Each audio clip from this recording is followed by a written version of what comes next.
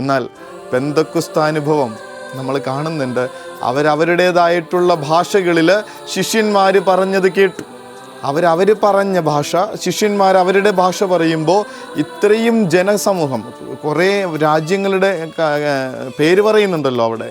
ഈ രാജ്യങ്ങളിൽ നിന്നൊക്കെ വന്ന മനുഷ്യർ താന്താങ്ങളുടെ ഭാഷയിൽ ശിഷ്യന്മാർ പറഞ്ഞത് മനസ്സിലാക്കി എന്നാണ് പറയണത്. ചില കുടുംബങ്ങളെ കണ്ടിട്ടില്ലേ, പരസ്പരം ഒന്ന് ഇങ്ങനെ പ്രയാസം പറയുന്നതിന് മുൻപ് തന്നെ മനസ്സിലാക്കിയെടുക്കുന്ന മനുഷ്യർ.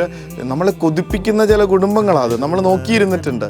ഭർത്താവ് പറയണതിന് മുൻപ് തന്നെ ഭാര്യ കാര്യങ്ങൾ ചെയ്തു കൊടുക്കുന്നുണ്ട്. ഭാര്യ പറയണതിന് മുൻപ് തന്നെ ഭർത്താവ് അവളുടെ സങ്കടം മനസ്സിലാക്കുന്നുണ്ട്. മാതാപിതാക്കൾക്കൊരു പ്രയാസം വരുന്നുവെന്ന് തോന്നിയാൽ പിന്നെ അത് വേണ്ട എന്ന് അവർ പറയാതെ തന്നെ നിശ്ചയിക്കാനായി ഇങ്ങനെ സ്നേഹമുള്ള മക്കളെ കാണുന്നുണ്ട്. മക്കളുടെ ആഗ്രഹം ഇതാണെന്നറിഞ്ഞിട്ട് അതിനു വേണ്ടിയിട്ട് സകലതും ഒരുക്കി കൊടുക്കുന്ന മാതാപിതാക്കളെ കാണുന്നുണ്ട്. ഇതെല്ലാം കൂടി ഒരുമിച്ച് വരണത് അതിന് ഒരൊറ്റ കാരണം കൊണ്ടാണ്, ആത്മാവിൻ്റെ അഭിഷേകം കൊണ്ട്.